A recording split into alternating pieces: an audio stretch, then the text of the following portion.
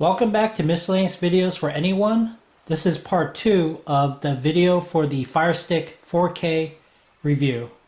Now, what happened with the first video is that I was waiting for the shipment and it did not arrive on time. So I was pretty upset, but there were other people who commented like, why did I do a review when I didn't even have the product yet? Well, I had everything ready. I just didn't get it, but I found out why. The delay in shipment might have been caused by a building collapse in our local Amazon fulfillment warehouse.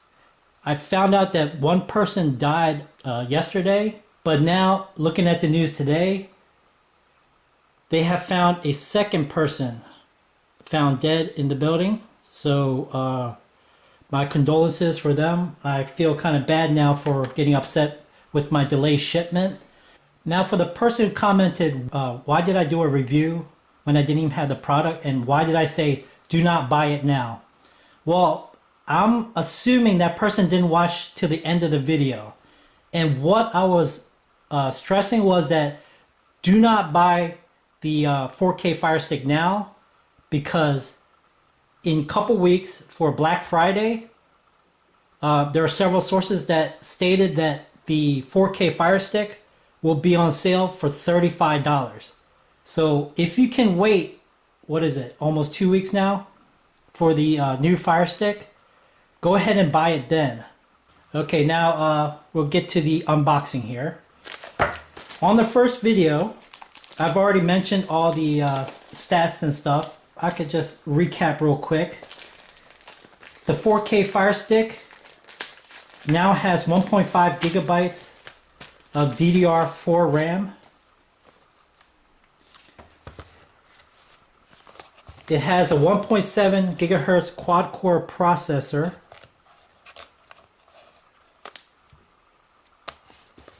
It does have the Amazon Alexa built in again. It does support the older 1080p TVs. So if you're not ready for 4K yet, don't worry. You can still hook it up to the older TVs. Now with these, what they added was the power button.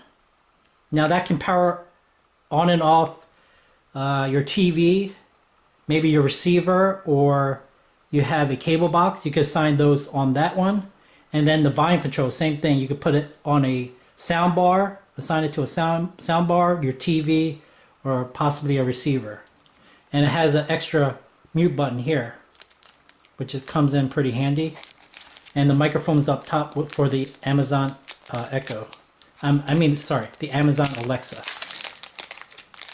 Now the Amazon Alexa functions just the same as the Echo, the Show, the Dot, and the there's one other device. Can't think of it right now.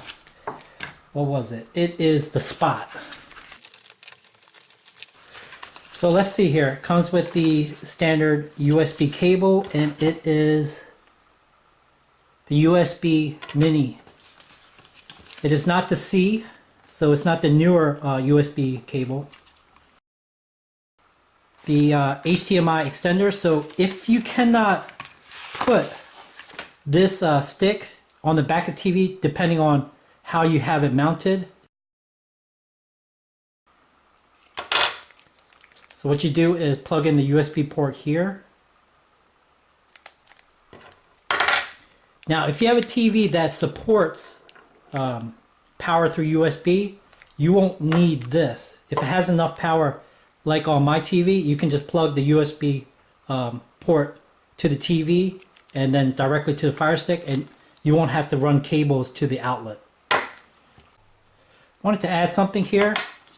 The back of the battery compartment is now different. It's now set top to bottom instead of side to side. And it has a nice grooved beveled edge here, so it snaps in, so even if it's upside down, it's not going to drop out. Now I'm going to show you the previous model here. This whole top part comes off, and the batteries were side to side. Okay, now the top parts are different here.